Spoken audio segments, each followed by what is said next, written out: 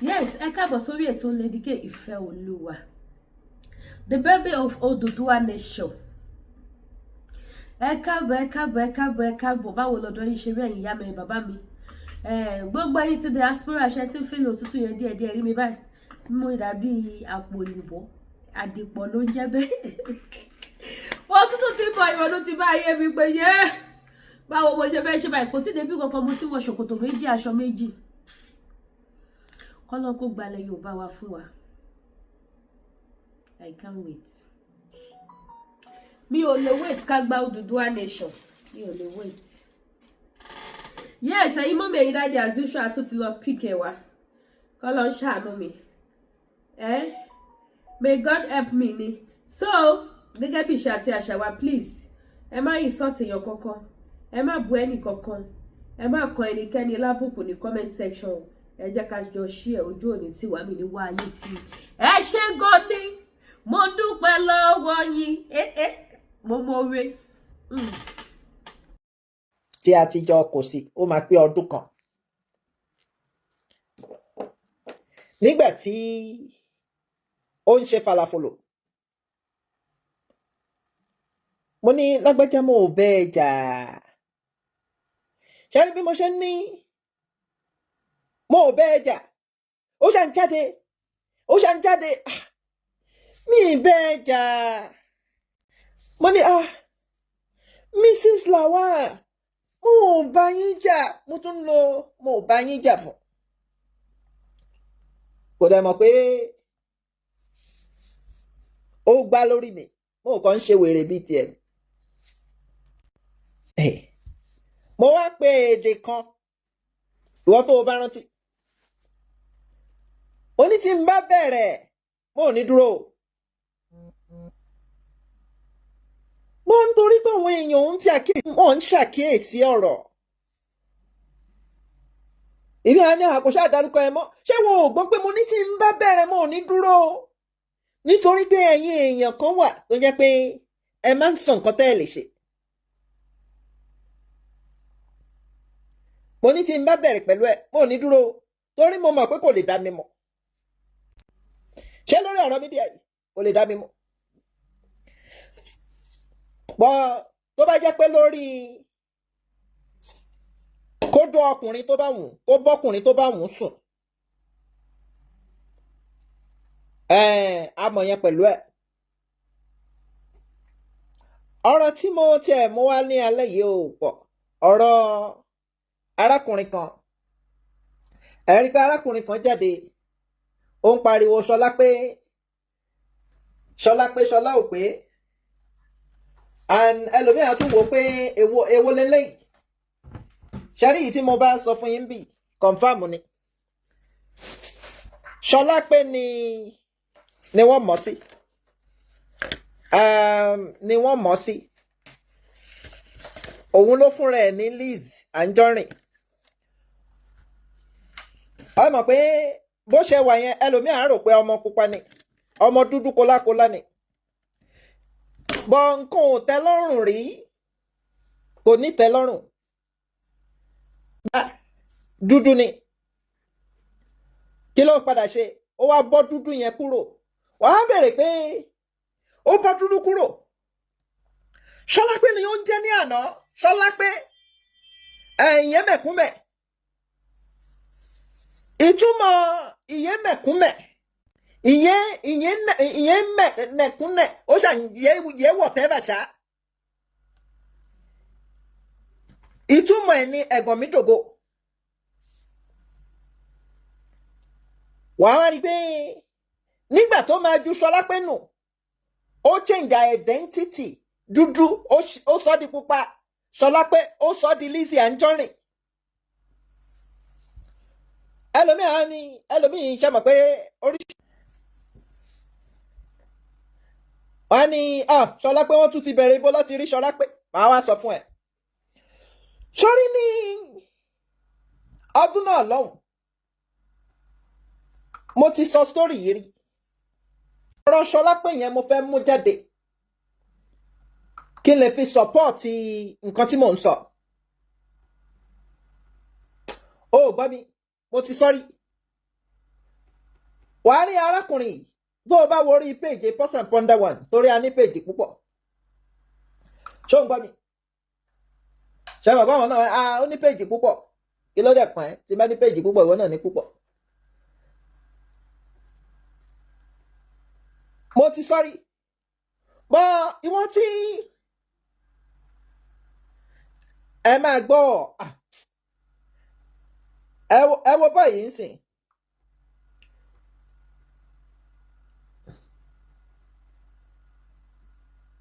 ẹ yá gbọ́rọ̀ báyìí.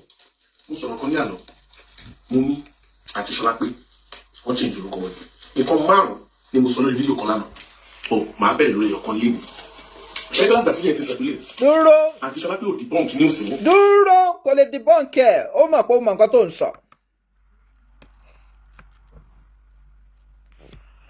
ó ní òun sọ̀rọ̀ kan lánàá kí lòun pè é Solape àwọn tí wọ́n mọ̀ láti ibi tó ti ń bọ̀ wọ́n mọ̀ pé Solape ni wọ́n mọ̀ sí ìyá tó bí Solape ni ó máa ń pè é máa gbọ́ o ìyẹn Lizzy Ajonrin mo ń sọ fún yẹn o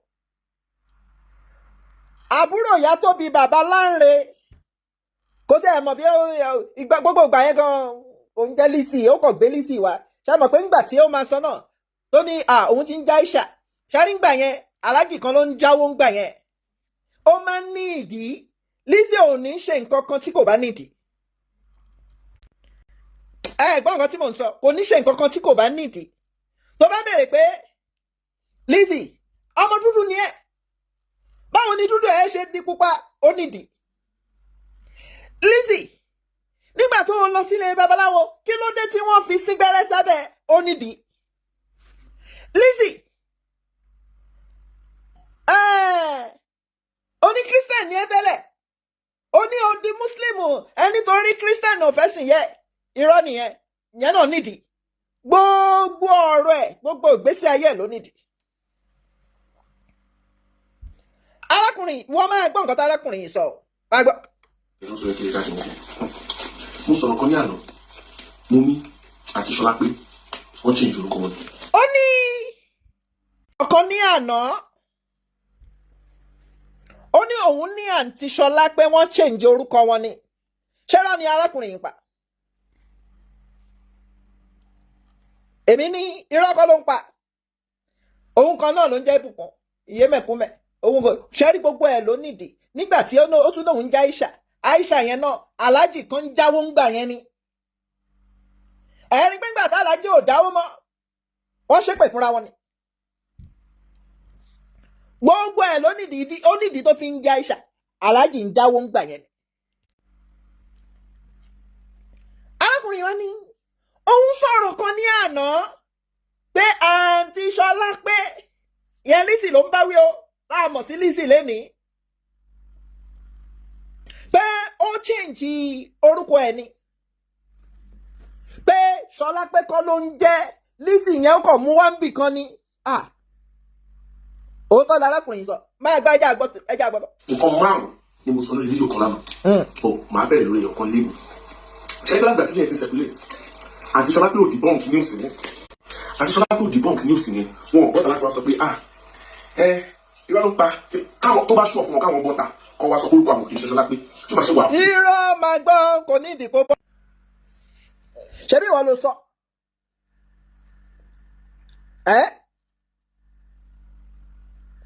kò wá nídìí kí Lizzy bọ́ta èmi tí mo jẹ́ bàbá fún èmi tó mú bí bàbá èmi á jáde pé òótọ́ ló ń sọ.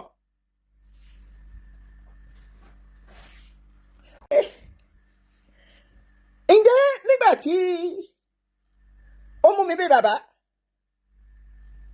ǹjẹ́ ó sọ fún mi pé Solape lòun ń jẹ́ rárá o kò sọ fún mi wàá wò pé báwo mo ṣe mọ̀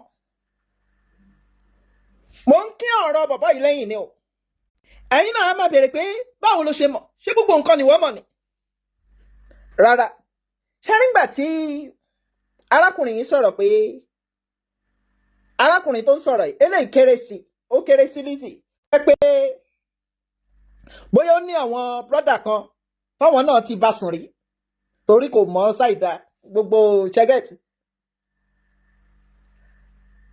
àwọn yẹn obviously àwọn yẹn ló ń fún eléyìí information eléyìí láti mọ̀ tán Lizzy.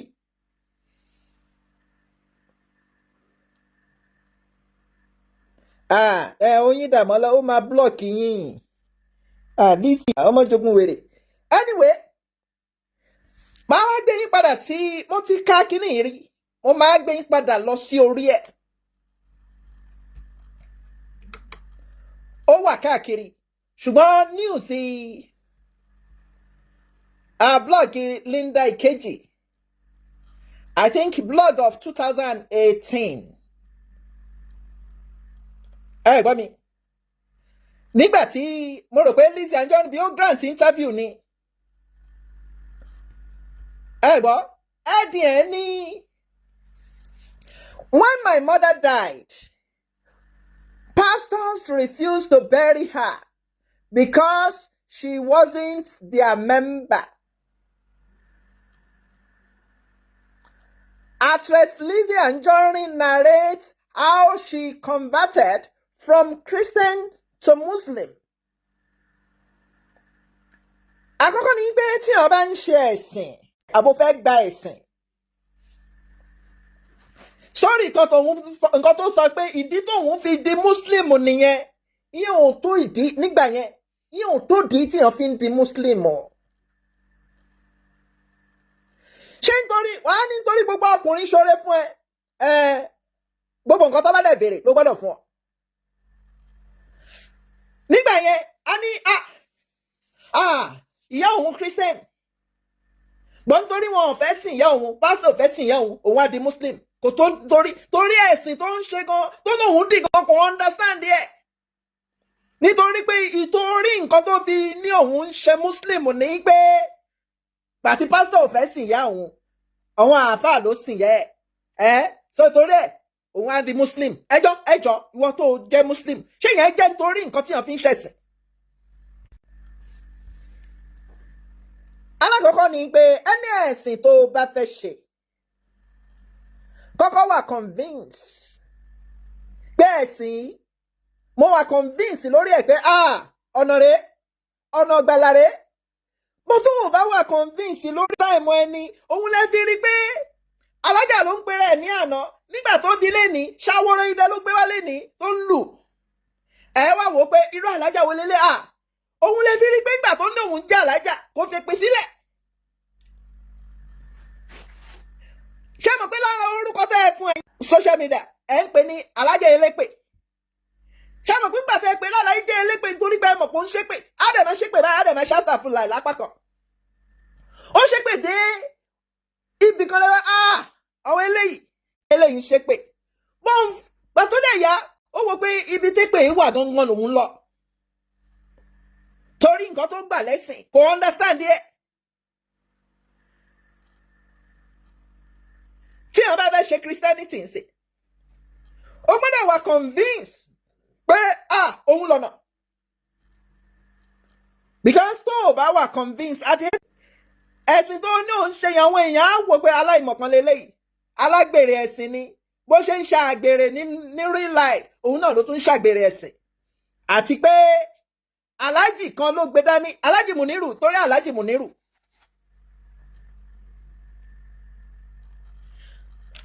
Pọ̀nbọ̀ èèyàn kan ní pọ̀nbọ̀. Àti alájì Mùnírù máa sọ ó ní wọ́n súnmọ́ra wọn ìgbà yẹn alájì Mùnírù ò fẹ́ wọ́n flag kẹ̀ ẹ̀yin jọmọ́ ṣe é gbọ́ mi alájì Mùnírù ò fẹ́ mo rò pé conversation wà ó ní tẹ́ ẹ̀ bá gbọ́ mi ẹ jẹ́ mọ́ ẹ tẹ love kí n rí pé ń gbọ́ mi ẹ̀yin jọmọ́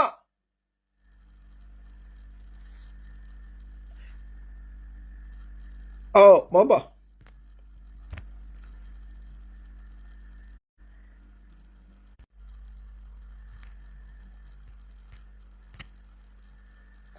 Ṣé ń gbọ́ mi? Okay. Mo rò pé ọ̀rọ̀ wa pa wọ́n pọ̀ lọ́dún náà lọ́hùn.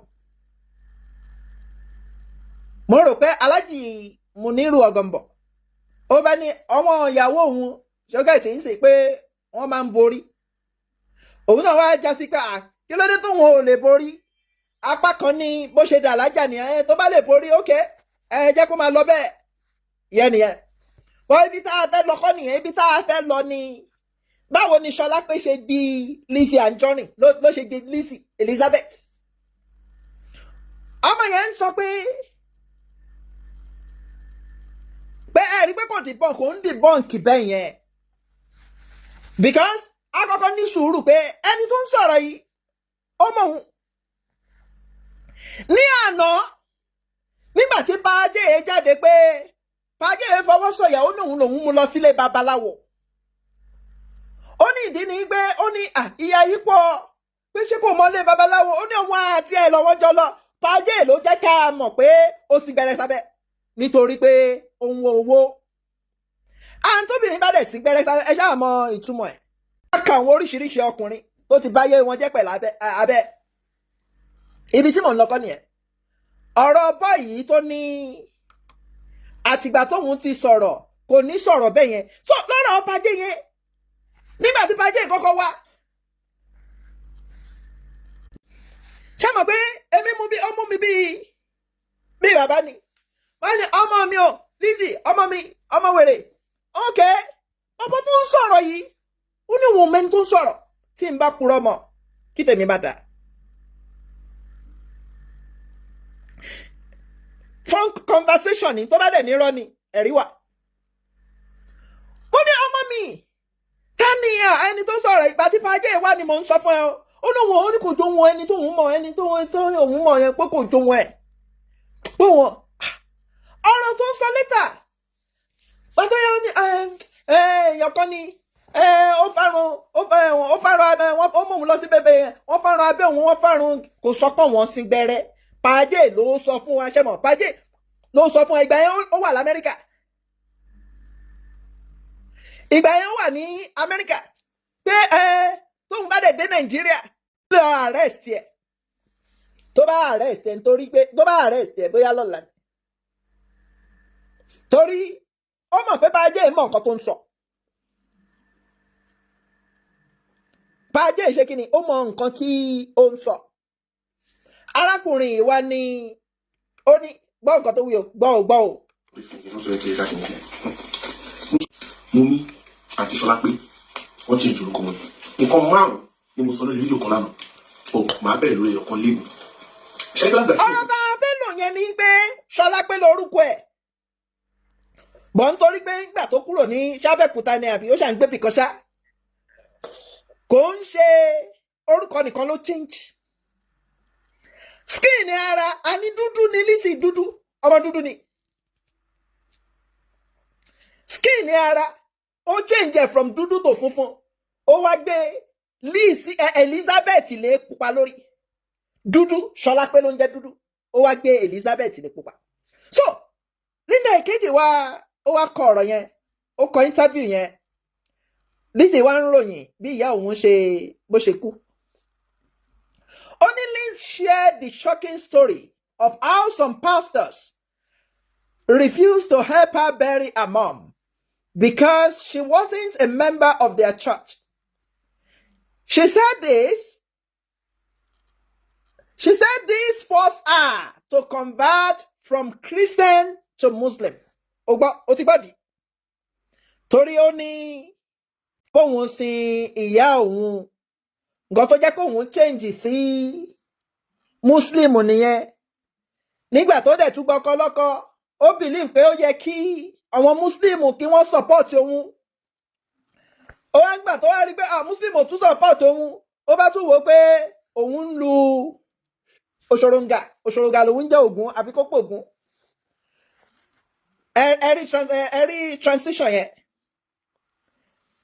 torí Christian ni ó wá nítorí pé àwọn pastor wọn sì yá ó bá di Muslim nígbà tó wá gbọ́kọ́ lọ́kọ́ ó wá rí pé àwọn àfáà tí ẹ support òun ó bá tún ṣe kíni ó bá tún di olóògùn àfi kó pògùn ilẹ̀ ọ̀gẹ́rẹ́ lójoojúmọ́.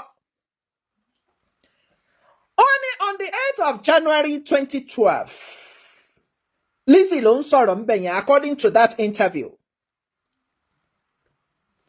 Ó ní ọjọ́ kẹjọ oṣù kínní ọdún 2012. Ó ní I called my uncle Baba Lanre. Tó o bá rántí mo máa ń sọ kankan pé àbúrò ìyá ẹ̀ kan wà tó jẹ́ Baba Lanre.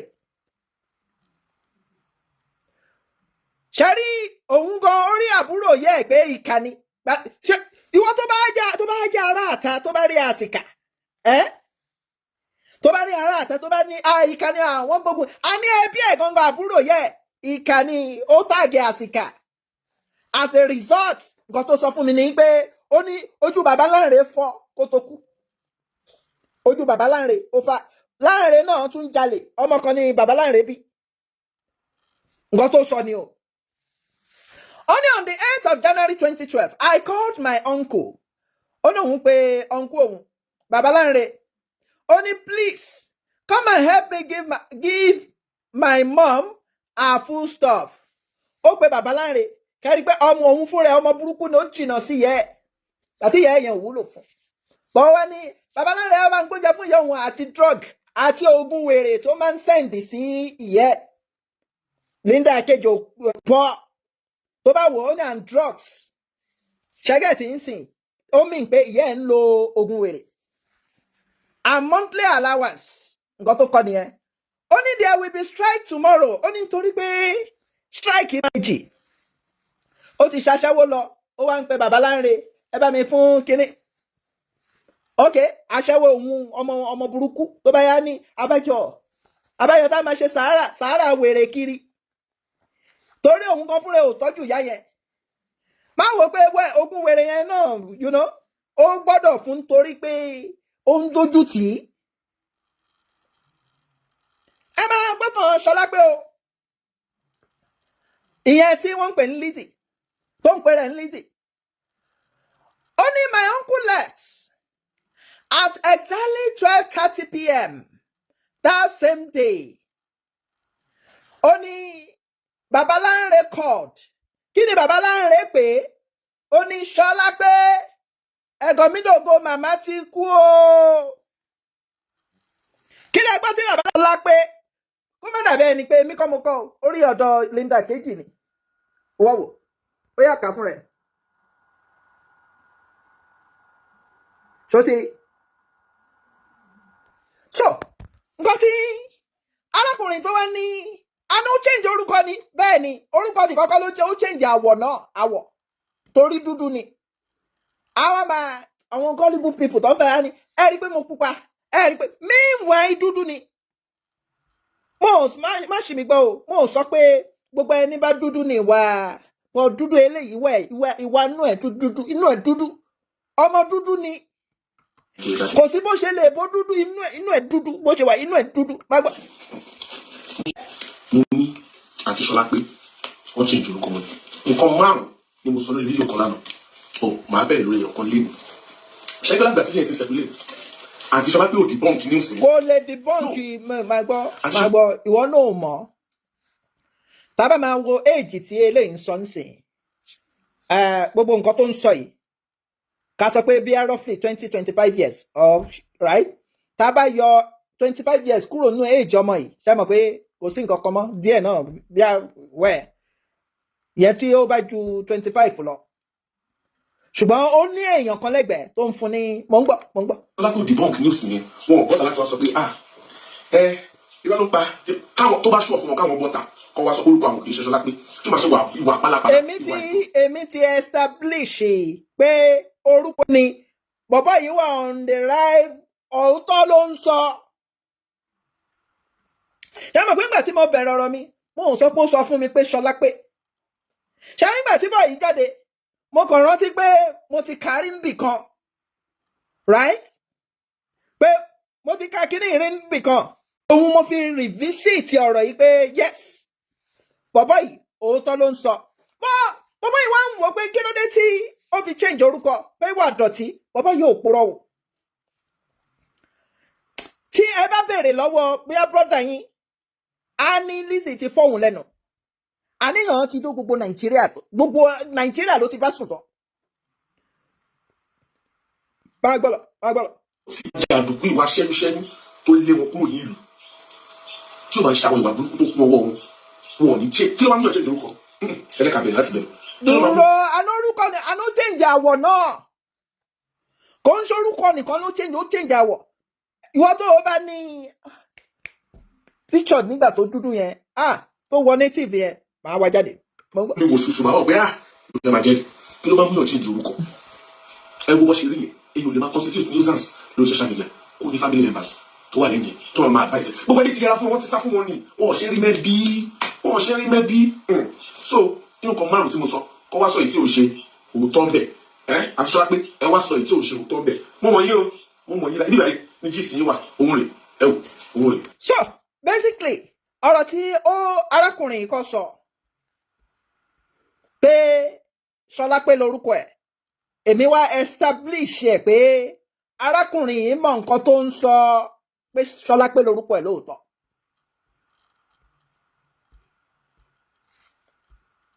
Solape ni orúkọ ẹ̀ ní òótọ́.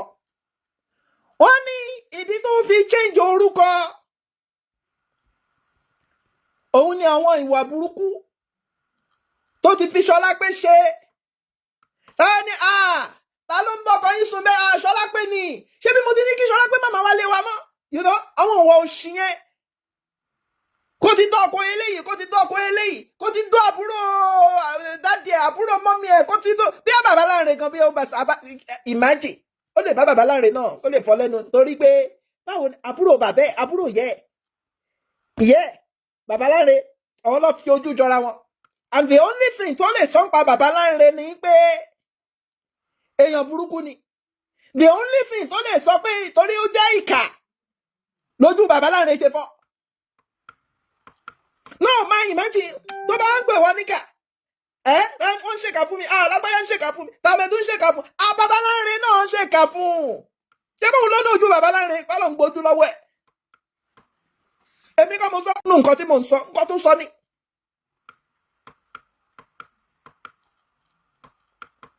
nǹkan tí ó sọ òun mò ń sọ fún ẹ yẹn tó bá ní bóyá Ìyábọ̀ ló ń bú lẹ́nu tó bá ní Ìyábọ̀ ìkà ni ẹ̀mọ̀ ìkà àní bàbá láǹrẹ̀ náà àbúrò jẹ́ ẹ̀ ó pè níkà kódà ó ní nítorí ẹ̀ gan torí ìkà owó ẹ̀ lọ́lọ́ ń ṣe gbójú lọ́wọ́ ẹ̀. so mo fẹ́ lọ sí ọ̀rọ̀ tí arákùnrin yìí sọ ní àná mo mọ̀ pé ó sọ̀rọ̀ ní àná ṣùgbọ́n mo fẹ́ lọ sí ibi tó gbé sí ẹjẹ tàná ni ẹjẹ àgbọn nǹkan tó sọ.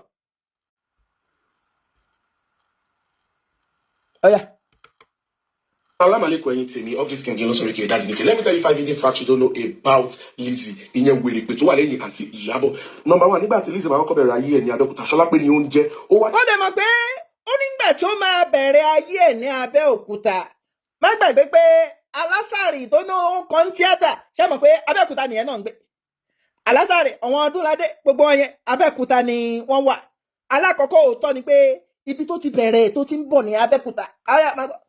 A change orúkọ ẹ̀ padà sí Lizzy because ó sọ̀rọ̀ ẹ̀ ní àtúnbí ìyẹn Lizzy tó ń jẹ́ ní èmi. Nọ́mbà tó ṣẹlẹ̀ láti Solape tá à ń sọ̀rọ̀ yìí apààyàn ni because ẹ̀mí ìlú ìjọ lórí. Wọ́n ní apààyàn ni èmi kan mo sọ o arákùnrin ní ẹ̀mí èèyàn ò jọ lójú lórí social media náà right èèyàn kan náà ti wá tó sọ the same thing pé ó máa ń tẹ̀lé àwọn olè àwọn tí wọ́n máa lọ ń dá wọn ní kinní lọ́nà òun ló fi máa ń sọ fún yín pé nígbà tí nígbà tó lòun wà ní school pé activist lòun kinní kan lòun yẹn irọ́ ló pa ó ti lo ṣáàbà àwọn obìnrin tí wọ́n máa ń tẹ̀lé wọn nígbà yẹn kẹ̀dẹ̀rẹ́ obìnrin wọn ò ń fojú sí wọn lára ó lè jẹ́ àwọn olè yẹn gan ibi tí wọ́n máa tọ́jú ọwọ́ obìnrin ló máa ń tọ́jú ìbọn sí ṣùgbọ́n arákùnrin yìí ní ẹ̀mí èèyàn ò jọ lójú pé apààyàn ni arákùnrin yẹn náà ó lè gbé ẹ lọ́la ń sìn ṣọ́gẹ́ ìtẹ̀ ń sìn wọ́n náà ẹ máa ṣọ́ ọ̀rọ̀ yẹn mo ti ní kẹ́ má máa dì fẹ́ẹ̀mù orí bí mi ṣe ń sọ bó ti jẹ́ pé kò lè gbé ni èmi ò pé lápàyàn yìí tí mo mọ̀ ní pé ó lè jó gbogbo Nàìjíríà ló ti dó èmi ò pé lápàyàn kí ló dé tí mo fi ní ó dó gbogbo Nàìjíríà ìwọ náà imagine ó ní òun ti mọ láti tipẹ́tipẹ́ láti wà ń bẹ̀ torí ó ń justify ìdí tí kò òun ní tipẹ́tipẹ́ àwọn òfin ra wọn lẹ̀ ókè ìfira yín lẹ̀ along the line náà ló fa Alhaji Muniru lẹ́nu. Alhaji Muniru wà ńbẹ̀, Desmond wà ńbẹ̀, Lati wà ńbẹ̀, wọ́n ṣàpọ̀ bẹ́ẹ̀. Sórí pé ìyẹn ń sìn tó bá gbé wọn sí kó pe lápá yẹn ó lè gbé ẹ̀. Torí ẹ mú bó ṣe kẹ́ ẹ lu ọ̀rọ̀ yín wọ́n èmi ò pe lápá yẹn sí kọ́ tèmi kan sọ ní pé tòótọ́ gbogbo Nàìjíríà Aláàfin náà according to bá ṣe rí gbogbo ẹ̀ Aláàfin náà ṣe ń bẹ̀ kò ń ṣe Aláàfin ènìyàn Aláàfin ìgbà yẹn ikú bàbá yèyè ẹ̀yin ará Ọ̀yọ́ ẹ má bínú torí òun ló sọ story ó ní Aláàfin mọ òun wọ yàrá agbára ó ní gbàtà Aláàfin mọ òun wọ yàrá agbára òun wá di Alhaji mú níta ara òun wá ń gbọ́ ó di Alhaji mú Aláàfin mú wọ yàrá agbára ó wá di Alhaji mú àlùjọ wá dé pé ara o òun àti Lati àwọn jọ jókòó síta ni o òun àti Aláàfin wọn wá jọ wọnú ilé wọn ọdẹ ló 2 minutes ńlẹ wọn pẹ́ nínú ilé kí wọ́n tó jáde kí ni ìtumọ̀ ẹ̀ yẹn ẹ̀yin ni ká ẹ fún Lizzy èèyàn sì ń gbẹ́rẹ́ sí abẹ́ ní kó má dùn ní gbogbo Nàìjíríà à ń gbọ́jàre. Olúbejì tó kọ́kọ́ ní Abẹ́òkúta wọ́n ṣẹ̀dá àrùn nítorí ọ̀rọ̀ ṣe máa ń sáré yára láti gbé ọ̀bọ̀lọ́bọ̀ ṣépè láti gbé ẹni ẹlẹ́ni ṣépè kò jọmọ́ lójú rárá ẹ̀mí ò jọmọ́ lójú. Nọ́mbà 3 iṣẹ́ ìgbàdo tán ti Solape lọ ṣe ní ọjà Ìdúmọ̀tà tí gbogbo àmọ̀ ní Yorùbá as olè òun náà ti ń ṣe tipẹ́tipẹ́ because òun náà ló lé wọn kúrò ní Abẹ́òkúta ńgbà náà nígbà tí wọ́n fẹ́ bọ̀bọ̀ kan tó ń ta mọ́tò tọ́jọ́ ń já ṣe gàdùgàdù kiri ìyẹn iṣẹ́ olè òun náà. ṣé mo pé mo sọ̀rọ̀ Desmond di ọ̀la kò tí ì sọ̀rọ̀ débẹ̀ o ó ṣe bẹ́ẹ̀ ni pé wọn ò gbọ́ mi o ṣé mo pé ó máa ń dá mi lóhùn lẹ́kọ̀ọ̀kan kò sọ̀rọ̀ débẹ̀. ẹ gbọ́ mi ṣé ẹ̀yin wa tó sọ̀rọ̀ débẹ̀ àná máa pé ọdún kan next month tí mo ti ń sọ̀rọ̀ Desmond ọdún kan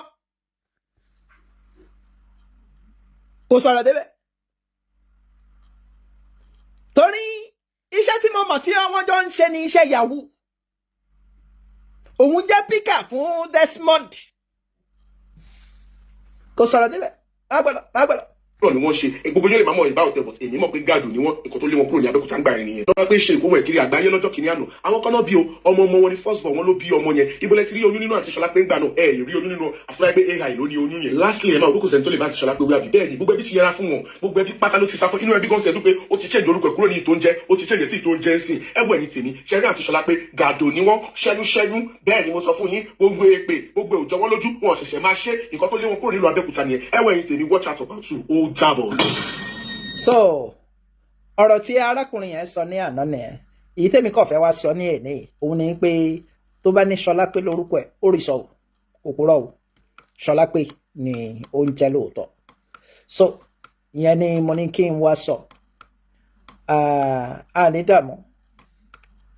dààmú ṣẹ́rí Lizzy Ajonrin jagunmẹ̀ gan ni jagunmẹ̀ tí wọ́n bá ń wá jagunmẹ̀ ṣé mọ̀ pé ọmọkùnrin kan lady kan wà tó ń pè ní tracker yẹn náà ó sọ̀tàn ẹ̀ ó sọ gbogbo ẹ̀ and if you look at that lady ẹ rí pé bí yẹn náà ṣe ń sọ òun kọ́ mọ ẹni yẹn ó mọ tracker yẹn kò ṣe pé kò mọ̀ ó mọ̀ ṣé mọ̀ pé at a point gan ó dọ́gbọ́n dá lady yẹn ó ń dá lóhùn anyway ní dààmú òrùn rẹ̀ la ó sùn so arákùnrin èmi mo believe ọ̀rọ̀ tó ń sọ mo believe Lizzy mo believe tí ẹ wá dá lóhùn ká tí ẹ gbọ́ nǹkan tí mo mọ̀ ní pé tó bá jẹ́ Nàìjíríà ni bọ̀bọ̀ yẹn ń gbé Lizzy máa gbé ó máa arrest ẹ̀ wọ́n tó bá wà ní Nàìjíríà even kó má sí Nàìjíríà náà ṣàmọ̀ pé gbogbo èyí tẹ́mi ń sọ yìí bó tẹ̀ jẹ́ pé òótọ́ ni ṣàmọ̀ pé irú òun ń sì tí bá wà ní Nàìjíríà náà ṣẹ́gẹ̀t ó bú mi mo bú ẹni àbí òun lọ̀rọ̀ èmi àti ẹ̀ kò draw ni even kó competition kó lọ gbé fún AIG èmi náà ṣáà ní nǹkan tó sọ tó bú mi tí mo ò tiẹ̀ tí ì bu rárá ó ní mo jí monetization mo ò dẹ̀ gba monetization ni so bí ó ṣe jẹ́ nìyẹn o òrùn rẹ̀ la ó sùn ní dààmú ó dàárọ̀ o iṣẹ́ wà lọ́la ẹ jẹ́ máa lọ. Today go tomorrow, and who be that for back? Lizzy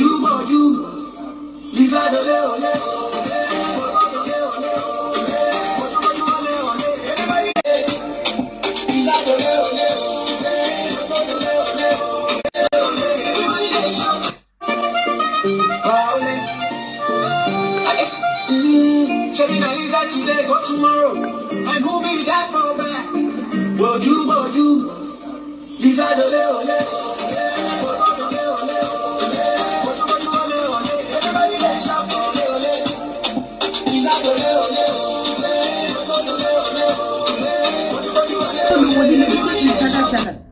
ṣẹ́rí lọ́dọ̀ Lady K tẹ́ bá fẹ́ ra African food àwọn oúnjẹ ilẹ̀ wa ẹ pè mí.